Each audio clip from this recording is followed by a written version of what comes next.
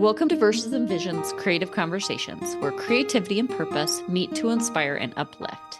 I'm Cassidy Beck, your host, here to explore the stories of artists, dreamers, and changemakers who are walking in faith and using their unique gifts to make a difference. Each episode is a reminder that your vision, paired with God's purpose, can transform the world around you. Let's get started and spark some inspiration together. I am delighted to be welcoming Seantae Jackson. Welcome, Shantae. I'm glad to be here. Let me tell you a little bit more about Shantae.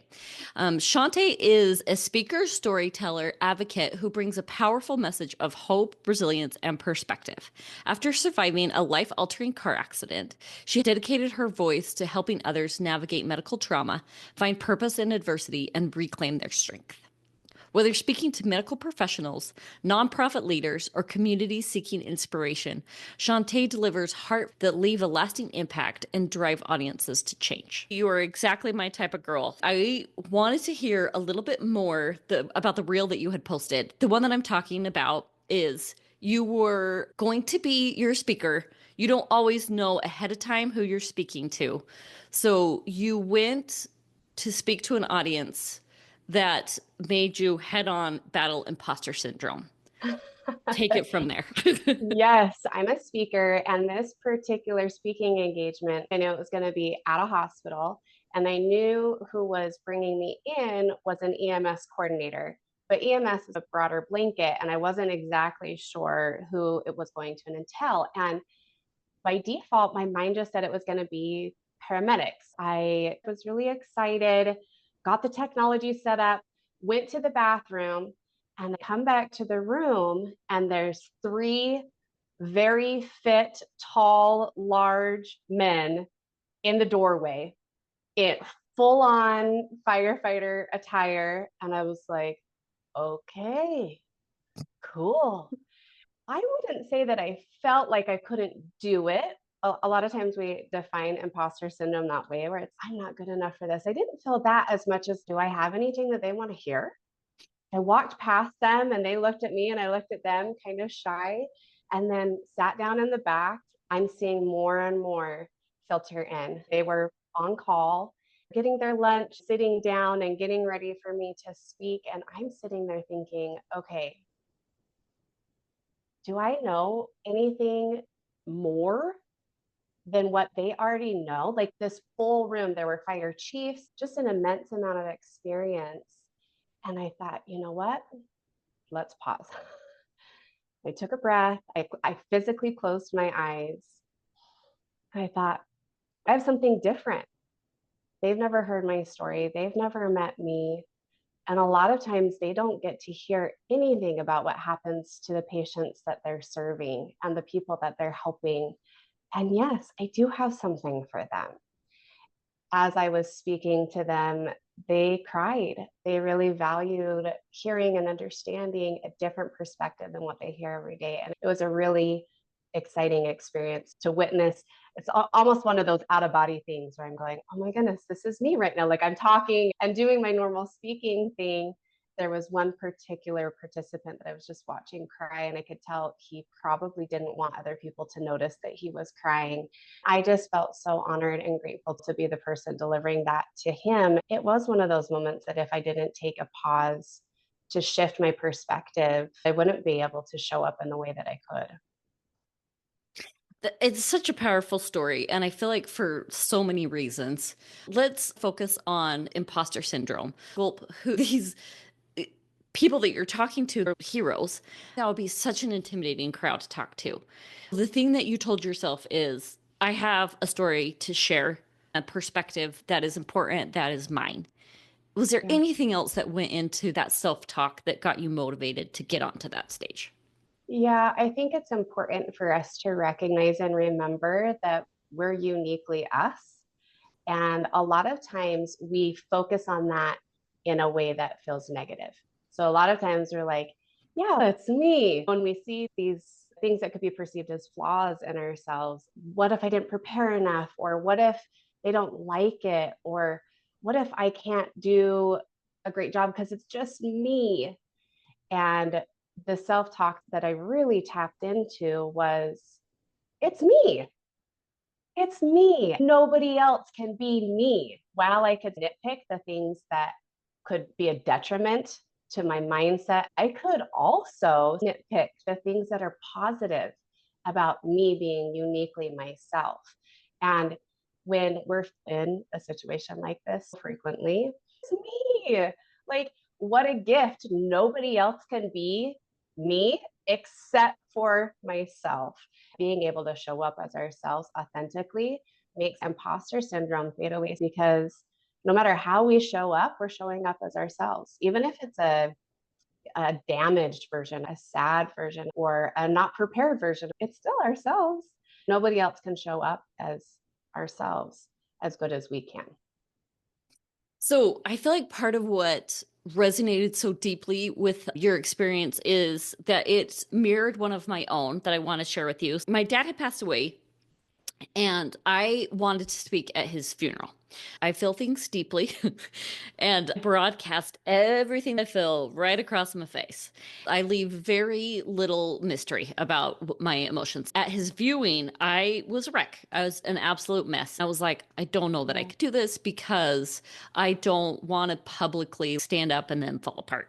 It actually took a cousin of mine that could see the struggle. The struggle was very real, but she had said, you have a perspective that only you can share. And I Mm. think that idea that I have a story and an insight that only I could share helped me get up on that stage. It was a very sad version of myself, but I still did Yeah. it. After, I sank into my chair because it was such a relief, and it felt really important for me to show up in that, and also extremely difficult. I am sorry for the passing of your dad. And something that I'm hearing as you're speaking, which is so important for everybody to recognize, is when we show up as ourselves in those moments that are really challenging, that's when we grow the most. Sometimes that's what it's really about. It's not even about who we're speaking with. There's a lot of situations where we feel really uncomfortable, and it might not even be something that we're speaking. But if we're able to show up in a way that feels good and true to who we are, it creates an environment that gives other people permission to do the same. When I was sitting in the back of that room, seeing all of these firefighters, was, you know what, if they don't gain anything from this, that's okay. The people that need something I have to offer will gain something.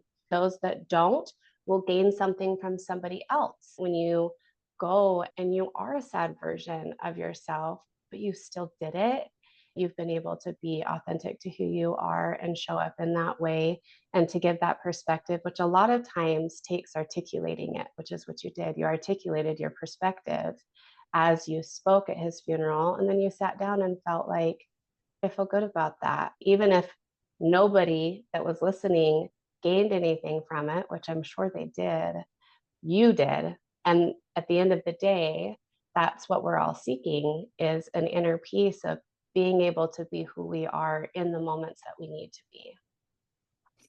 That's very well said. I was also thinking your audience, in your particular case with the firefighters, how in their job they are continually serving. And I think you're so right that they don't get to see the other end, and how important that was for them to see someone who, someone like them might have helped. Who else might be in that kind of position? The first thing that came to me was teachers, how they are pouring their heart and soul into the kids, into the people that they're serving, but that they might not be able to see the other, their students as grown-ups, or they might not be able to see that's like where they have landed and that they have a career, that they found something. I just thought about how important that kind of full circle moment is, that the actions these people are making a difference. Something that I speak to with most audiences is helping them recognize that they are seen and appreciated, and that the things they're doing matter. That is a big part of the message that I'm sharing. We've been lucky enough to go and personally thank the people that saved our lives. And I will tell you, that was one of the most powerful experiences I will ever have in my lifetime. was to be able to hug and cry with and personally thank these individuals that they are heroes every day to a ton of people, but it was me. Like they saved me, they saved my son, they saved my husband. A lot of times we don't get the credit that maybe we deserve or that we seek. And it's interesting you talk about educators. I was an educator for 10 years, and I had one of my principals. She was so wise and said, "You need to start a cookie file." This was anytime a student or an admin recognized or thanked you for doing the things that you were doing. Sometimes students would leave little notes or they'd make you a Christmas card or something like that. Once I started putting them into a file, I had an electronic one and a physical one. Once I started to do that, it added up. I was able to see, oh, there is appreciation to be had, and the things that I'm doing does make a difference. On the flip side, are we taking the time to thank people? Are we doing that for somebody else? Because at the end of the day, it only takes one person to see to reignite a fire in that person to continue on being and doing the things that you're thanking them for. So making sure that we're appreciating the people that are around us, just the everyday people. Can you share the message that you were sharing with the firefighters, with us? When I speak, there's always a common thread, no matter who the audience is, and that's gaining perspective, understanding maybe a different perspective than what the audience sees every day, or reminding them of the perspective that they have and utilizing that to move forward. Specifically with the firefighters, I was sharing a lot about the patient perspective, both verbally and through pictures. The accident that we suffered from, we were in a head on collision at highway speeds, and sharing kind of start to finish what that looked like in the moment of waiting for help to come, and what happens when the people around us that are our helpers are showing up in a way that creates our narrative and our story. And for them, it's remembering why they do what they do. Why did they want to become a firefighter in the first place? This is powerful. Recognizing why we do what we do helps us to do it even better. Tapping into understanding the patient perspective as well as why they're doing what they're doing so that they can go up in a way that is uniquely themselves and serving those around them in a way that they feel really great about. What would you say for the people that are feeling like a little bit invisible right now? I think everybody's felt invisible at some point in their lives. Something that I really recommend if you are not feeling seen is seeing others. This can be a shift that takes some time and practice, as well as feel a little bit uncomfortable. If you are not feeling seen, I would challenge you to recognize how many people you can make feel seen. Maybe you're not feeling seen in an everyday situation like school or work. How many people can you make feel seen in one day? And then I would bet the next day you feel more seen. Typically, if we take those and flip them on their head and look at them in a different light, maybe other people around you aren't feeling seen, but they don't know what to do about it. Maybe they're like, oh, I really like her. I would love to talk to her about how to do that. She intimidates me. Maybe they have imposter syndrome, right? Showing up in a way for them that's going to make them feel seen. Not only are you going to feel better, it's going to create an environment that um, allowing them and giving them permission to make you feel seen in return. Our son, Owen, he was 14 in our car accident. He suffered a severe traumatic brain injury, a broken back, and a severed optical nerve. So his injuries were really extensive. He was in a medically induced coma for a long time. And he came home and eventually returned to school, everything looked a lot different for him.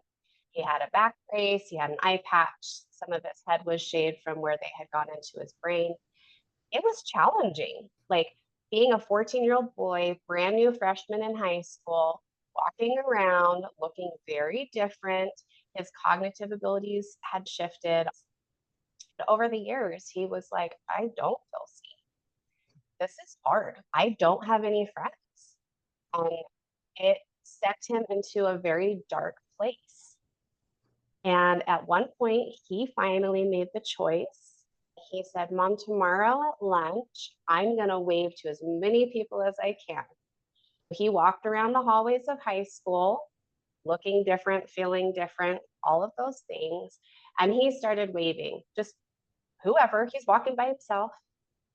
Within a week, he said, Mom, so many people know me. He changed from feeling like nobody saw him to everybody saw him by being the one to reach out and flip that perspective to see what he could do for other people. Then the next week, he came back and said, Mom, there are a lot of people that need help. I didn't know that before I started waving. And now some of them walk with me because they need somebody to be with so that they're not walking alone either. So if you don't feel seen, do something to reach out to make them feel seen. And then you're seen together. Interesting. I was reading popularity, and it was nation and in different types of schools, different socioeconomic levels. They tried to vary the sample size as large as possible. It was a study on what makes a popular kid a popular kid. And I thought it was so interesting. They found the correlation between the most popular kids in school. It wasn't that they were the best looking or the athletes, but the one indicator was how many people did they like. If you like everyone and are kind and nice to everyone, it does stand to reason that people would also want you in their sphere. And that makes me think about your son and what he was doing to put the positive energy out first. I feel like that's the common denominator that I was seeing with that. It's not just waiting for your people to find you, but you're putting the effort, the energy, the love, the connection, all the things out first. And I also hear you saying that with flipping your perspective. I have heard that study and thought it was so interesting. If anybody listening or watching is interested, I recommend looking it up because it's so interesting to follow the different things that they went through with that. Something else that I speak to often is about being comfortable with being uncomfortable. So getting comfortable with being uncomfortable is one of the best things that we can do for ourselves. There's a lot of reasons why. One is it builds resiliency, which is huge. We all need resiliency in this world and time that we live in where there's a lot of commotion. Are you feeling stuck, second guessing your dreams, or battling imposter syndrome? You're not alone. I've been there too. But here's the truth. Your vision, your purpose, your God-given gifts are meant to shine. That's why I created Sage First Coaching, a space where faith, action, and momentum come together. Whether you're an artist, entrepreneur, or creative dreamer, I'll help you break through doubt, build confidence, and take real steps towards the life God has called you to. With personalized coaching, even though you could do this alone, you won't have to. Your calling is bigger than fear, and your next step starts now. Visit sagefirstpublishing.com to book a free discovery call and start moving forward because your vision is worth it. Sage First Coaching. Faith, action, momentum. Some of the best moments happen when we slow down, share stories, and connect with people around us. That's why I want to share something special with you. Soda beers. Soda beers isn't just another drink. It's crafted with intention. Alcohol-free, just bold, nostalgic flavors designed to bring people together. Whether you're celebrating, catching up with a friend, taking a moment to reflect, it's about savoring the experience. This brand is close to my heart, not just because I love the taste, but because it's part of my family's story. And I love that it's always been about more than just a drink. It's about connection, community, and creating moments that matter. So if you're looking for something refreshing, something crafted with care, give soda beers a try. Pick up a can, share it with someone, and make a moment out of it. Just like this podcast is about walking in purpose, Soda Beers is about creating something meaningful, something that brings people together. And that's worth celebrating. Cheers. And that's the day, even my group of friends, there'd be one person going through something challenging. Now I do not know a single person that's not going through something challenging. And so to be able to build our resiliency on purpose is such a benefit for us.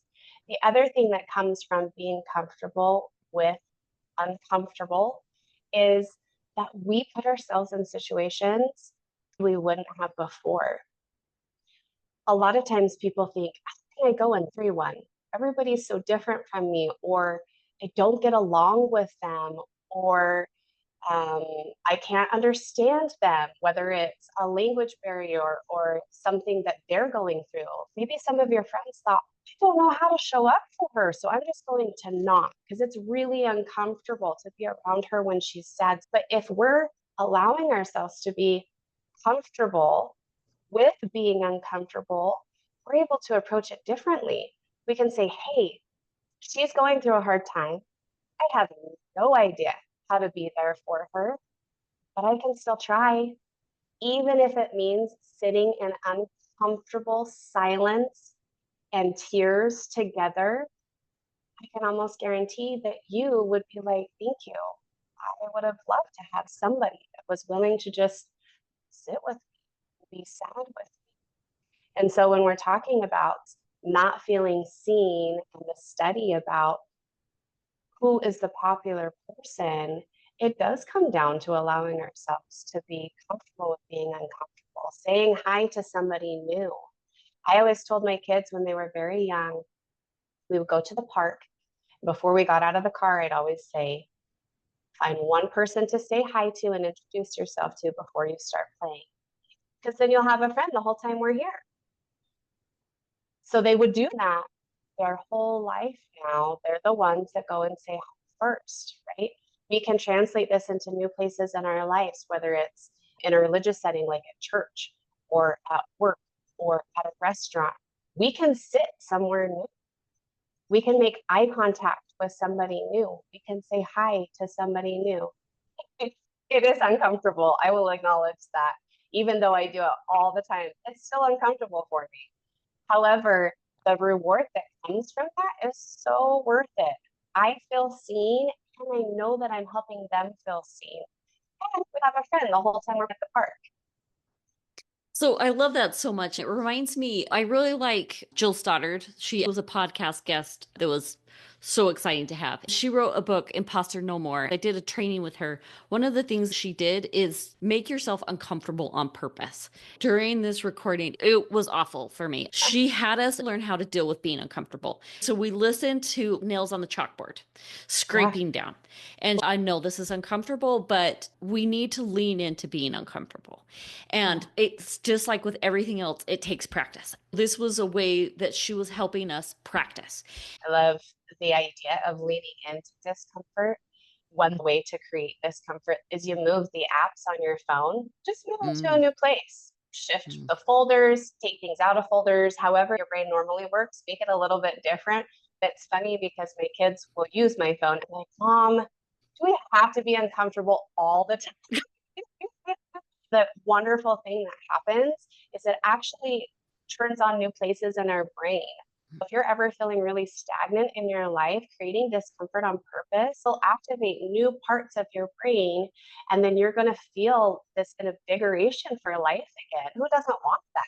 Even if it just means being uncomfortable for a minute, invigorating life again is completely worth it. That's a great suggestion. So those are practical tools that people can use. I think it's a good idea.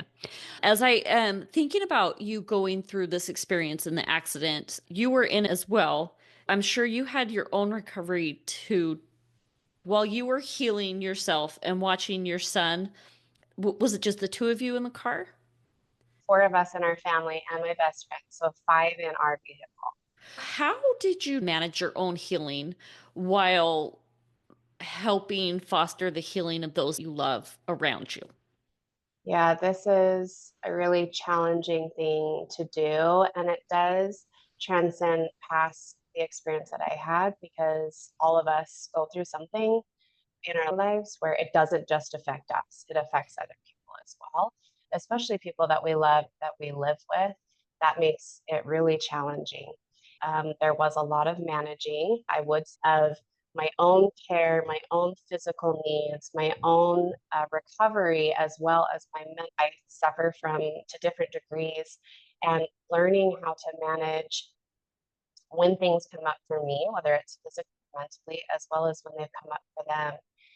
Initially, this looked like was asking for, being okay with, receiving, and graciously thanking people to help. There was no way to do it on my own. I had multiple broken bones. I had very limited motion for a long time. My husband was in a wheelchair. My son needed a lot of help. My other son was on crutches. The next oldest child was 11. And to ask him to take on cooking, cleaning, household management, that's not something that we were okay with.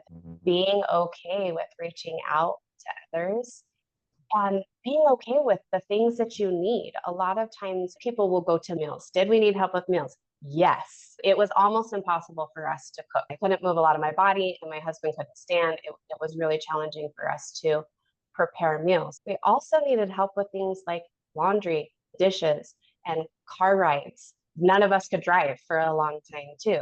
It's important for all of us to recognize if you need help in unconventional ways, it's okay.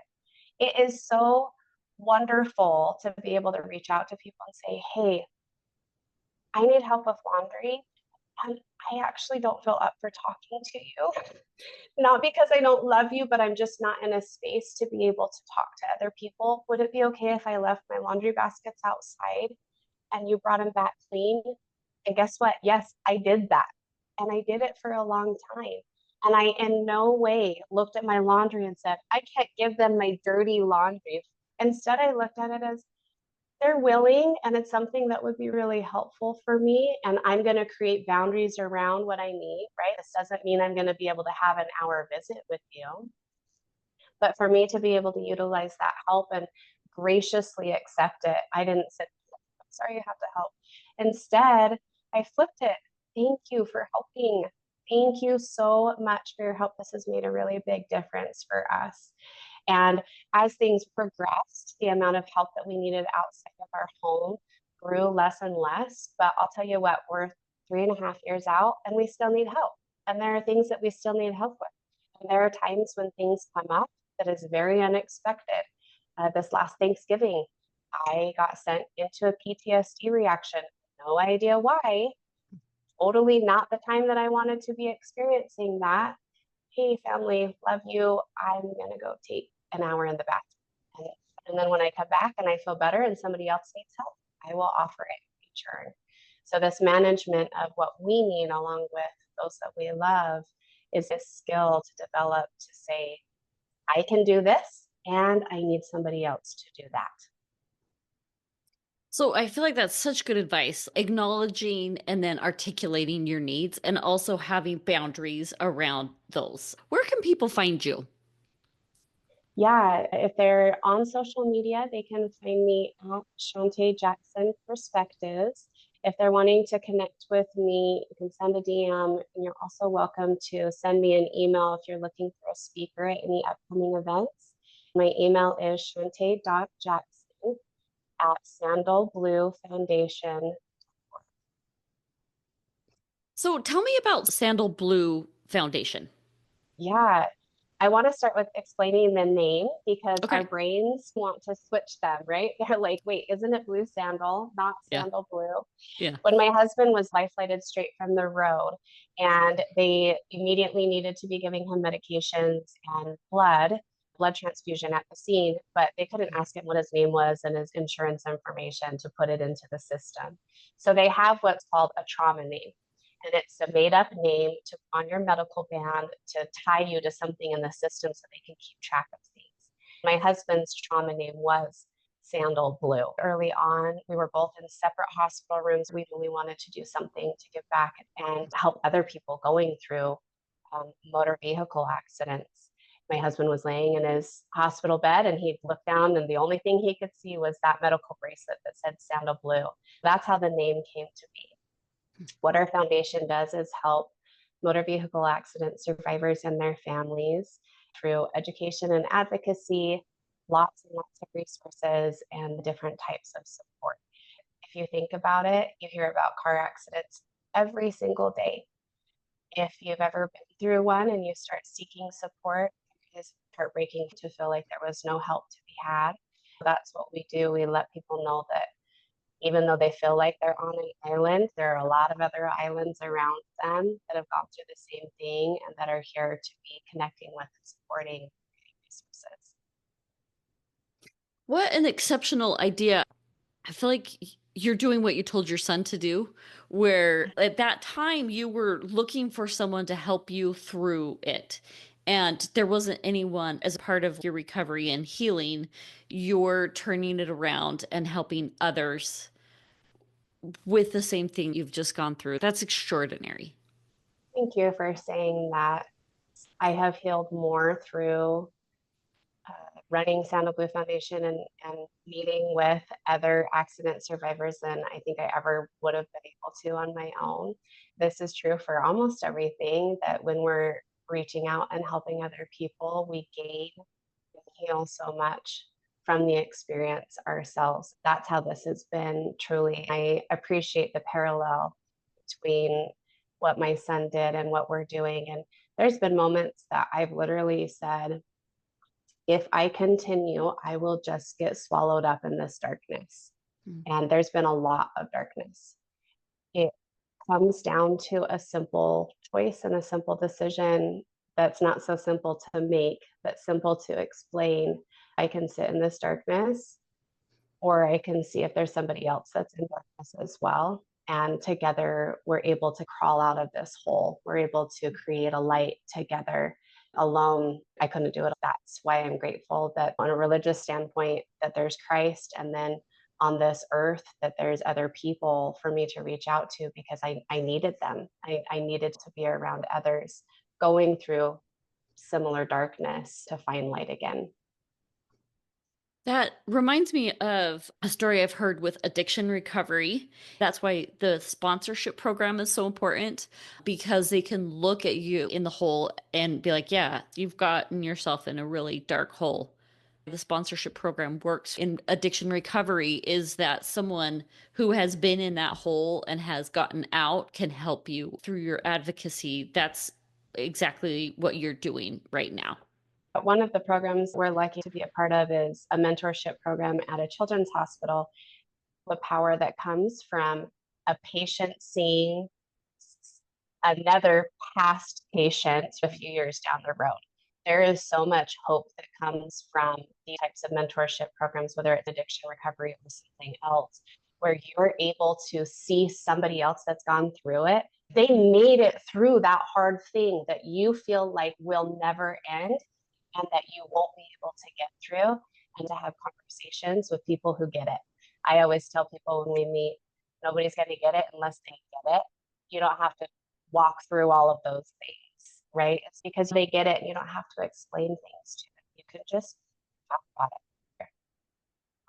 I totally agree with what you're saying. Someone had told me that you won't get it until you've been able to experience that there is a different kind of empathy that comes from someone that has gone through the same kind of trial and hardship that you have. That expectation of wanting someone to understand what you're going through, but them just not having that experience, that was a good thing for me to be able to let go. Yeah. It's one of those things, I always call it a club. Nobody wants to be a part of the club, but once you're in it, you are loved, and we're so glad you're here, and we will buoy you up, and I will need you to buoy me up in return. And to be honest, we're all a part of one of those clubs. So to go back to what we were talking about earlier, ask people around you, right? Find other people that are in your club that are needing support. Those clubs become incredibly powerful resources for us to make it through our hard times, and to have somebody to be joyous with us as well. The reason I ask is I was wondering if you have this club that you're a part of that you didn't really want to be a part of, and then it's difficult to find your people. Is that something that you have experienced? Yeah, we all just feel alone. And we just are in this place of, I feel so alone. At some point, we recognize there's so many other people that feel alone in the same thing. I have a loved one that has terminal cancer, and they said to me once, they use the club analogy. I've always called it an island. I feel like I'm on an island all by myself. It's like, hey, we're in this club together. Let's group our islands together. Sometimes we'll need to be on our own island, but sometimes I could like onto your island and we could have a little club party, jump back onto our own island and feel the feelings, which are important too. It just creates this camaraderie of we're in this together. We're in this club together. We don't even need to name the club, right? We're just in this club that's unsaid that maybe other people don't understand. I don't want them to understand it. Sometimes there's this feeling of like, why don't people understand how hard this is? But I don't want other people to go through this. The things that put us into these quote clubs are the things that we would never want anybody else to experience. But once they have, we're like, yeah, let's celebrate that we're in this together. Let's celebrate that we've both experienced this thing that creates our club together. I like the idea of it being like an island, but that you being able to visit each other on the island. And sometimes that isolation is also a part of the difficulty, but knowing that there are people out there that have experienced not the same thing, because I feel like each of our experiences are different, but they've experienced something similar that they can relate to you. I think it's important for everybody to know the feelings. You don't feel the feelings, they're going to take over, I promise. And if you need to be on your island alone and feel the feelings, that's okay. In fact, it's really healthy to do that when there comes a time that you're like, okay, I've felt it. It's there. It's not good or bad. It just exists. And I'm ready to go climb somebody else's palm tree and have a coconut together. That's what we can do. Experience the things that we're experiencing. They are different, no matter how similar, they're different. And then also be able to just like, hey, you're like touching my like we're like right next to each other. Let's form a club and be a part of each other's lives. I feel like I got to join your island today and enjoy the beauty that is your island. I think that it's also an exceptional thing that you've welcomed so many people into it as well. Yeah. I feel like I am the lucky one to not be on my island alone. Yeah. Is there anything that you feel we didn't get today that you feel you want to share? If I was to leave any parting words, it would be to tell everybody that they're doing better than they think and to remind themselves of that. You are doing so good day in and day out with everything that you're doing. Let those around you know that you see it in them. Love will be created and light will be shown, and everything will feel a little better. Thank you so much for being here, Sante. It's been a pleasure and an honor speaking with you. Thank you for having me. Thanks for tuning in. Until next time, keep creating, keep dreaming, and keep bringing your visions to life.